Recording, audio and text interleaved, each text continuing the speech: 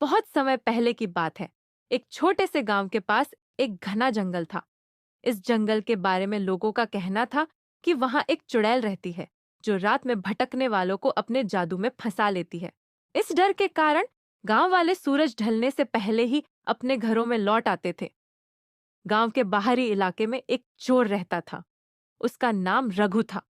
रघु बहुत चालाक और लालची था। वह रात में गांव वालों के घरों में चोरी करता और सुबह तक गायब हो जाता। एक दिन उसने सोचा, गांव के लोग जंगल से बहुत डरते हैं। वहां जाकर देखता हूं कि सचमुच वहां कुछ है या यह केवल एक अफवाह है।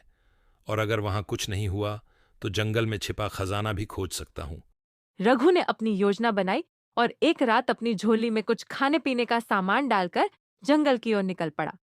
जैसे ही वह जंगल में पहुंचा, वहां का सन्नाटा उसे थोड़ा असहज करने लगा, लेकिन लालच ने उसके डर पर काबू पा लिया। चलते चलते उसने एक बड़ा पुराना पेड़ देखा जिसके नीचे एक अजीब रोशनी चमक रही थी। रघु ने सोचा, यह रोशनी कैसी है? शायद यहां कोई खजाना हो। वह धीरे धीरे पेड़ के पास गया। जैसे ही उसने कुदाल से खोदना शुरू किया, तभी अचानक एक कर्कश आवाज सुनाई दी। कौन है जो मेरे आराम में खलल डाल रहा है? रघु ने इधर उधर देखा, लेकिन कोई दिखाई नहीं दिया। उसने हिम्मत करके पूछा। कौन है यहां? तभी उस पेड़ के पीछे से एक बूढ़ी औरत प्रकट हुई।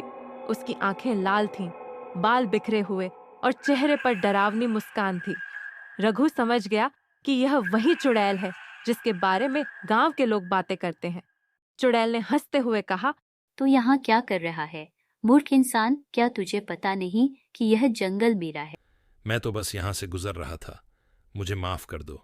झूठ मत बोल, सच बता, वरना मैं तुझे पत्थर बना दूंगी। डर के मारे रघु ने सब कुछ सच सच बता दिया। उसने कहा, मैं एक चोर हूं। मैं खजाने की तलाश में यहां आया था। मुझे लगा कि यह सब झूठी बातें हैं, लेकिन अब मुझे जाने दो। तो तू एक चोर है? अच्छा, फिर मैं तुझे एक मौका देती हूँ। अगर तू मेरी एक शर्त मान ले तो मैं तुझे जाने दूंगी। क्या शर्त है? तुझे गांव के हर घर में जाकर यह बताना होगा कि तू एक चोर है और अब चोरी नहीं करेगा। अगर तूने ऐसा किया तो मैं तुझे छोड़ दूंगी, वरना तेरी सजा तय है। रघु दुविधा में पड़ गया। वह सोचने लगा, अगर मैंने चुड़ैल की बात मानी तो मेरी बदनामी हो जाएगी, लेकिन अगर नहीं मानी तो मेरी जान भी जा सकती है। आखिरकार उसने चुड़ैल की शर्त मान ली।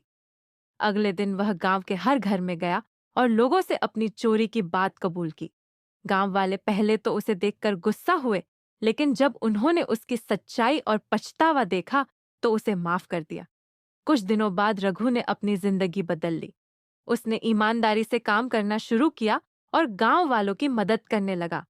चुड़ैल ने यह सब देखा और खुश होकर रघु को आशीर्वाद दिया। उसने कहा, तूने अपनी गलती मानी और उसे सुधारा। अब से तेरा जीवन खुशहाल रहेगा।